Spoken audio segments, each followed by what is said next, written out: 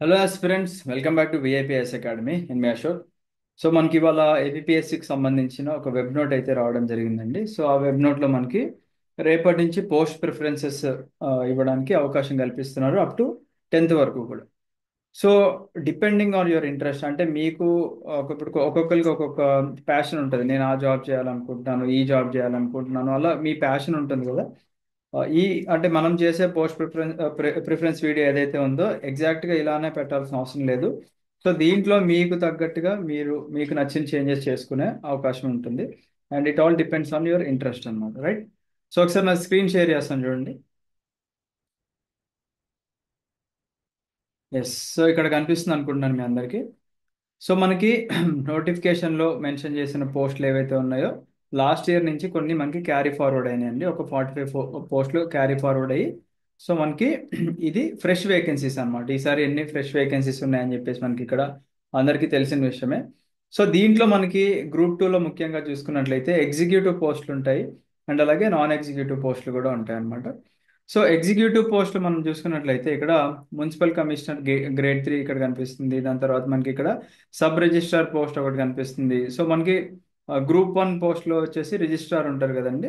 So group 2లో sub registrar కనిపిస్తుంది. ఇక్కడ డిప్యూటీ తహసీల్దార్ ఉన్నారు. అండ్ ఇక్కడ ALO in labour subordinate office ఉన్నారు. తర్వాత assistant registrar in AP cooperative societies and prohibition and excise sub inspector అని చెప్పేసి ఉన్నారు. సో మనము ఫర్ ఎగ్జాంపుల్ చెప్తానండి. మనకి ఒక ఉద్యోగం చూసినప్పుడు మనకి ఒక ప్యాషన్ ఉంటుంది. బట్ రియాలిటీలో ఏమవుతుంది అంటే ఆ ఉద్యోగం చేసేటప్పుడు వాళ్ళకి తెలుస్తుంది ఆ బాధ. అరే, అనవసరంగా ఈ ఉద్యోగానికి వచ్చాను, లేదా అనవసరంగా ఈ పోస్ట్ ప్రిఫరెన్స్ ఇచ్చాను అని చెప్పి చాలా మంది అనుకుంటూ ఉంటారు. ఫర్ ఎగ్జాంపుల్ మా ఫ్రెండ్ కేస్ స్టడీ ఒకటి చెప్తాను, చూడండి. మా ఫ్రెండ్ ఉంటారు, బాలకృష్ణ అని చెప్పేసి. తను ఏం చేశారంటే he's very passionate towards becoming sub inspector of police. So sub inspector of police నేను ఎలాగన్నా అవ్వాలి అని చెప్పేసి కష్టపడ్డారు. So cut off I think 236 ఏమో ఉన్న టైంలో అతనికి అరౌండ్ 260 మార్క్స్ దాకా వచ్చినాయి అన్నమాట. కాకపోతే ఇంగ్లీష్లో ఫెయిల్ అయ్యారు. సో హీ కుడెంట్ క్లియర్, ఎందుకంటే మనకి మెయిన్స్లో ఇంగ్లీష్ కూడా ఉంటుంది, క్లియర్ చేయలేకపోయారు అనమాట. And he was disappointed, but he got constable job during 2020 notification time. Constable job చేసేటప్పుడు then he got to know that అరే, ఈ ఉద్యోగంలో ఇంత కష్టం ఉంది. సబ్ ఇన్స్పెక్టర్లో కూడా అండ్ అదర్ ఫ్రెండ్స్ కూడా వర్క్ చేసే వాళ్ళు చెప్తున్నారు that we are not satisfied with the service అని చెప్పేసి చెప్పిన తర్వాత దెన్ హీ డిసైడెడ్, అరే నేను ఈసారి అంటే యూనిఫామ్ మీద తనకి ఇష్టం ఉంది, కాకపోతే I just want to choose the better post. అంటే నేను ఫ్యామిలీకి దూరంగా లేకుండా ఫ్యామిలీని కేర్ చేసుకుంటూ పేరెంట్స్ని కేర్ చేసుకుంటూ ప్రశాంతమైన జీవితం గడపాలి అని చెప్పేసి అగైన్ నోటిఫికేషన్ పడితే 2022 ఆర్ 2023 ఐ థింక్ నోటిఫికేషన్ పడినప్పుడు అప్లై చేశారు. Then he got top marks, మంచి టాప్ మార్క్స్ వచ్చినాయి. అండ్ ప్రిఫరెన్స్లో ఏం పెట్టుకున్నారు అంటే ఈసారి ఫైర్ పెట్టుకున్నారు అనమాట. సో ఫైర్ పెట్టుకున్నప్పుడు ఏమవుతుంది, మనకి అతనికి వచ్చిన మార్క్స్ ప్రకారంగా ఫైర్ ఆఫీసర్ వచ్చింది. ట్రైనింగ్ కూడా ఐ థింక్ 3 to 6 months లోపే ఉంటుంది అనుకుంటాను. ట్రైనింగ్ కూడా కంప్లీట్ చేసుకొని ఇప్పుడు ప్రశాంతంగా ఉద్యోగం చేసుకుంటున్నాను. సో అటు ఫ్యామిలీకి టైం దొరుకుతుంది, పేరెంట్స్కి టైం ఇస్తున్నారు, ఇష్టం వచ్చినట్టు అటు ఇటు లీవ్లు తీసుకుంటున్నారు, ప్రశాంతమైన జీవితం అనమాట. వేరే సబ్ ఇన్స్పెక్టర్ జాబ్ చూస్ చేసుకున్న వాళ్ళు అంటే పబ్లిక్తో ఎక్కువ ఇంటరాక్షన్ ఉంటుంది కాబట్టి వాళ్ళు ఎక్కువ అటు ఇటు తిరుగుతూ ఉండాలి, కొద్దిగా పనులు చేస్తూ ఉండాలి. అండ్ అదొక డిఫరెంట్ ఇది అనుకోవచ్చు అనమాట, రైట్? సో మీరు చూస్ చేసుకునే ముందు మీ ప్యాషన్ ఏంటి అని చెప్పేసి తెలుసుకొని చూస్ చేసుకుంటే it will be really helpful. For example కొంతమంది స్టూడెంట్స్ ఉంటారు, అంటే వాళ్ళ రిలేటివ్స్ ఎవరన్నా ప్రొహిబిషన్ అండ్ ఎక్సైజ్ సబ్ ఇన్స్పెక్టర్గా చేసేవాళ్ళు కానీ లేకపోతే ఇంకా పైన క్యాడర్ వాళ్ళు కానీ, అరే ఈ జాబ్ నాకు ప్రశాంతంగా ఉంటుందిరా, నువ్వు వచ్చేసే ఇక్కడ అన్నీ బాగుంటాయి నేను చూసుకుంటా అనుకునే వాళ్ళు ఉన్నారనుకోండి, మీరు ఇదే ఫస్ట్ ప్రిఫరెన్స్ ఇచ్చుకోండి. ఎందుకంటే అంటే నేను మెయిన్గా మీకు మంచిగా ఫిజికల్గా ఫిట్గా ఉండి అంటే యూనిఫామ్ వేసుకున్నట్లయితే నేను బాగా కనిపిస్తాను, నాకు ఇది బాగా ప్యాషన్. అంటే అంటే దీంట్లో మనం సివిల్ వైపు వెళ్ళలేం కాబట్టి ఈ ప్రొహిబిషన్ అండ్ ఎక్సైజ్ మనకి ఇక్కడ మెన్షన్ చేశారు కాబట్టి మీరు బాగా ప్యాషనెట్ ఉంటే దెన్ మీరు ఇది ఫస్ట్ ప్రిఫరెన్స్ ఇచ్చుకోవచ్చు అనమాట, రైట్? సో యూజువల్లీ మనము గ్రూప్ 2 పోస్టులో ఎలాగ ప్రిఫరెన్స్ ఇచ్చుకుంటాము అంటే ఫస్ట్ సర్వీస్ ఓరియంటెడ్గా చూసుకుంటామండి. ఇప్పుడు సర్వీస్ ఓరియంటెడ్ చూసుకున్నట్లయితే ఐ థింక్ మీలో చాలా మంది మీ లైఫ్ టైంలో అంటే బీయింగ్ అన్ ఆస్పిరెంట్ ఏదో ఒక సర్టిఫికేట్ కోసం ఎంఆర్ ఆఫీస్కి వెళ్ళే ఉంటారు.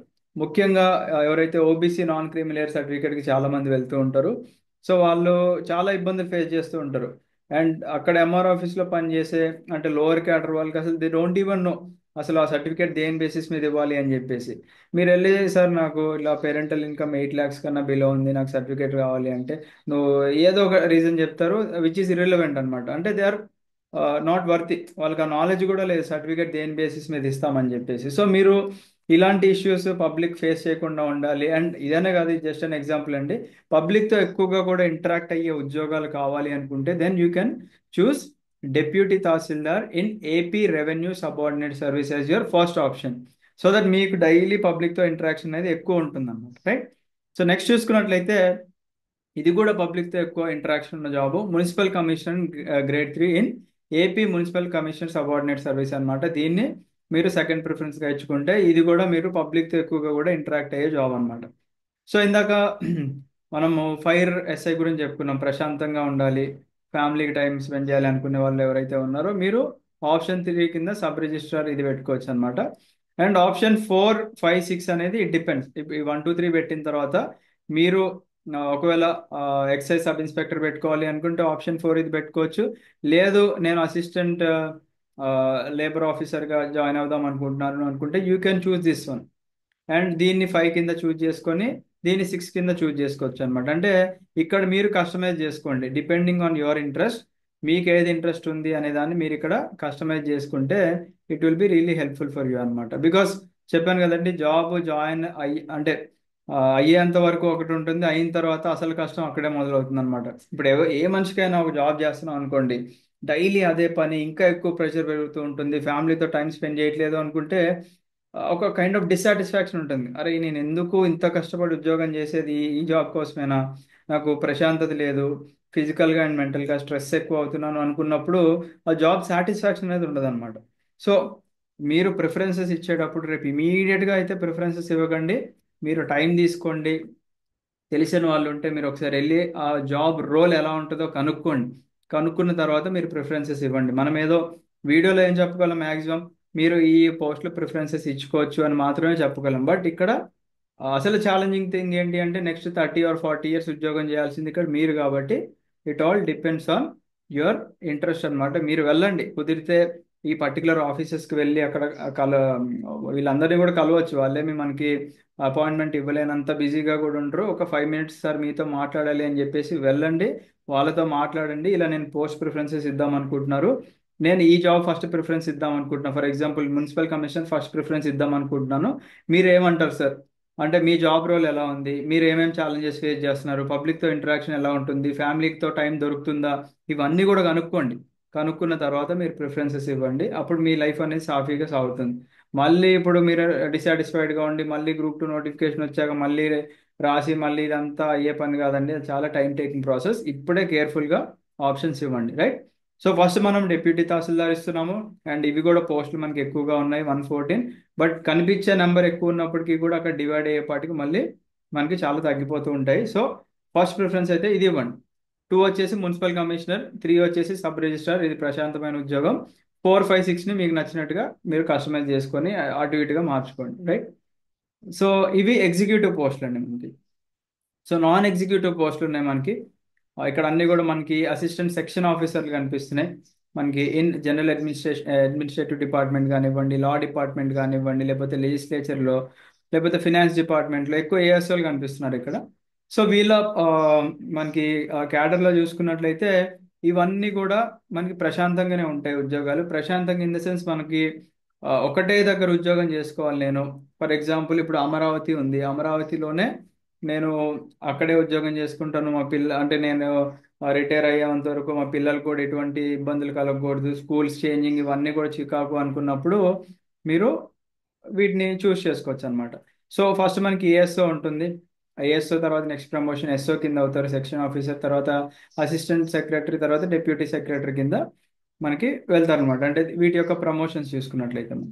సో నాన్ ఎగ్జిక్యూటివ్ పోస్ట్లో మీ ప్రిఫరెన్సెస్ ఎలా ఉండొచ్చు అంటే ఇప్పుడు జనరల్ అడ్మినిస్ట్రేటివ్ డిపార్ట్మెంట్కి ఎక్కువ మంది ప్రిఫరెన్స్ ఎక్కువగా ఇస్తూ ఉంటారు కాబట్టి మీరు కూడా ఫస్ట్ ప్రిఫరెన్స్ మీరు జిఐడికి ఇవ్వచ్చు. తర్వాత మనకి ఇక్కడ ఏఎస్ఓ ఇన్ లా, దీనికి సారీ మనకి assistant section officer in finance department, so finance డిపార్ట్మెంట్లో మీరు సెకండ్ ప్రిఫరెన్స్ ఇవ్వచ్చు. థర్డ్ ప్రిఫరెన్స్ వచ్చేసి ఏఎస్ఓ ఇన్ లా డిపార్ట్మెంట్. తర్వాత ఫోర్త్ ప్రిఫరెన్స్ వచ్చేసి మనకి ఇక్కడ ఏఎస్ఓ ఇన్ లెజిస్లేచర్లో అనమాట. ఓకేనా. అండ్ వీటిని కూడా నేను మళ్ళీ చెప్తున్నాను కదా, ఈ ప్రిఫరెన్సెస్ని మీరు జస్ట్ అలా నోట్ డౌన్ చేసుకొని దీన్ని మీరు మళ్ళీ ఆ పర్టికులర్ ఆఫీసెస్కి వెళ్ళండి, పాసిబిలిటీ ఉంటే కలవండి. ఎందుకంటే మళ్ళీ మళ్ళీ మనకి ఈ ఆపర్చునిటీ రాదు, చేంజ్ చేసుకునే అవకాశం రాదు, కాబట్టి కనుక్కోండి అండ్ అకార్డింగ్లీ మీరు కస్టమైజ్ చేసుకోండి, రైట్. సో 6 వచ్చేసి మనకి సీనియర్ ఆడిటర్. మనకి ఆడిటింగ్ కూడా చాలా ఇంపార్టెంటే కాబట్టి senior auditor in AP state auditor subordinate service ఉంది. తర్వాత auditor in pay and account subordinate service ఉంది. తర్వాత సీనియర్ అకౌంటెంట్ ఉంది. తర్వాత జూనియర్ అకౌంటెంట్ మనకి ఇక్కడ కనిపిస్తుంది అనమాట. సో ఇక్కడ ఫోర్ ప్రిఫరెన్సెస్ అయిపోయిన తర్వాత ప్రశాంతంగా నేను డిస్ట్రిక్ట్ ట్రెజరీ దాంట్లో చేయాలి అనుకుంటున్నాను అనుకుంటే ఫిఫ్త్ ప్రిఫరెన్స్ ఇది ఇవ్వచ్చు.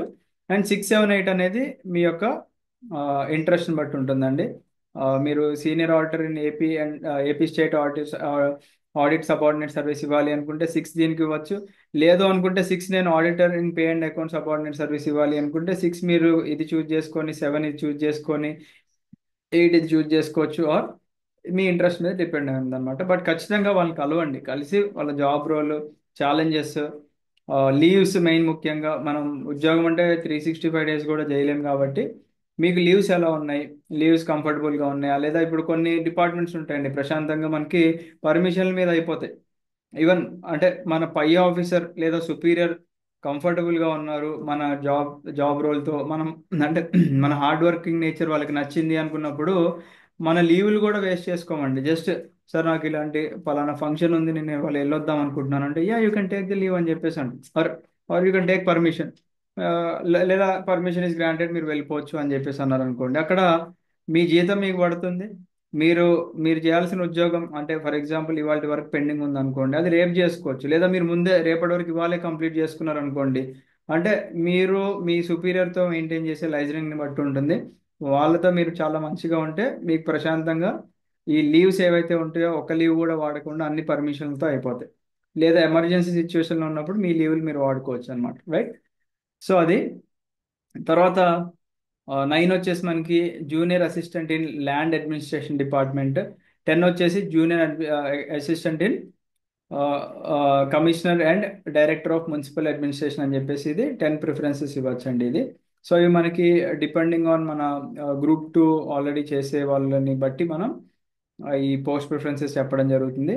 ఆల్మోస్ట్ మనకి జూనియర్ అసిస్టెంట్లు అంటే అన్ని ఆఫీసర్లో మనకి సేమ్ క్యాడర్ ఉంటుంది కాబట్టి ఎక్కడైనా ఓకే. ఇవి కాకుండా రిమైనింగ్ ఇవన్నీ కూడా ఉన్నాయి కదండి, మీ యొక్క ఇంట్రెస్ట్ని బట్టి. ఇప్పుడు చూడండి ఇక్కడ ఫ్యాక్టరీస్ అని ఉంది, లేకపోతే ఇక్కడ బాయిలర్స్ అని ఉంది, లేకపోతే ఇక్కడ డైరెక్టర్ ఆఫ్ సెకండరీ హెల్త్ అని చెప్పేసి ఉంది, ఫ్యామిలీ వెల్ఫేర్ అని ఉంది. సో మీరు వీటిలో ఏదన్నా ఇవ్వండి, బట్ మీకు వచ్చే మార్క్స్ని బట్టి ఆటోమేటిక్గా అక్కడ క్యాడర్ అనేది డిసైడ్ అవుతుంది. కాబట్టి ఫస్ట్ మనం ఇచ్చే ప్రిఫరెన్సెస్ చాలా ఇంపార్టెంట్ అనమాట. ఫస్ట్ 10 ప్రిఫరెన్సెస్ మనం ఏదైతే ఇస్తామో దాని ప్రకారంగా మనకి జాబ్ వచ్చింది అనుకుంటే ఓకే. లేదు అనుకుంటే మనకి మీరు ఏదో ఒకటి 11, 12, 13 అలా మీరు ఇచ్చేసుకుంటూ వెళ్ళారనుకోండి, కమిషనే ఆటోమేటిక్గా చూజ్ చేస్తుంది. కాబట్టి మీరు ఇక్కడ వరి అవ్వాల్సిన అవసరం అయితే లేదనమాట. బట్ ఇనీషియల్ 10 అయితే మీరు ప్రాపర్గా ఇవ్వండి. ఆ 10లో కూడా ఇందాక చెప్పినట్టుగా కలవండి, కలిసిన తర్వాత అన్ని తెలుసుకున్న తర్వాత ఇవ్వండి. బట్ జనరల్గా మనం పెట్టే ప్రిఫరెన్సెస్ అయితే మీకు చెప్పడం జరిగింది. యూజువల్లీ అందరు కూడా ఇప్పుడు మనం చెప్పినట్టుగా ప్రిఫరెన్సెస్ ఇచ్చుకుంటారు, except that excise department sub inspector, దాన్ని తప్పించి మిగతా అంతా కూడా కామన్గా పెట్టేస్తూ ఉంటారు. So it all depends on your interest, మళ్ళీ చెప్తున్నాను. అండ్ దీని ప్రకారంగా పెట్టి మళ్ళీ రేపు సార్ మీరు చెప్పారని నేను ఇక్కడ జాయిన్ అయ్యాను, నాకు చాలా ఇబ్బంది అవుతుంది అంటే నేను చేసేది ఏం లేదు, అక్కడ ఏపీఎస్సి వాళ్ళు కూడా చేసేది ఏం లేదండి. మళ్ళీ మళ్ళీ చెప్తున్నాను, కనుక్కోండి. కుదిరితే కాల్స్ కానీ లేకపోతే డైరెక్ట్ ఆఫీస్కి వెళ్ళి కనుక్కున్న తర్వాత మళ్ళీ ప్రిఫరెన్సెస్ పెట్టుకోండి. 10th వరకు టైం ఉంది కాబట్టి మీరు అట్లీస్ట్ 9th వరకు అయినా వెయిట్ చేసి 9th మీరు ప్రిఫరెన్సెస్ పెట్టుకోండి, right. So thank you, have a great day. జై హింద్.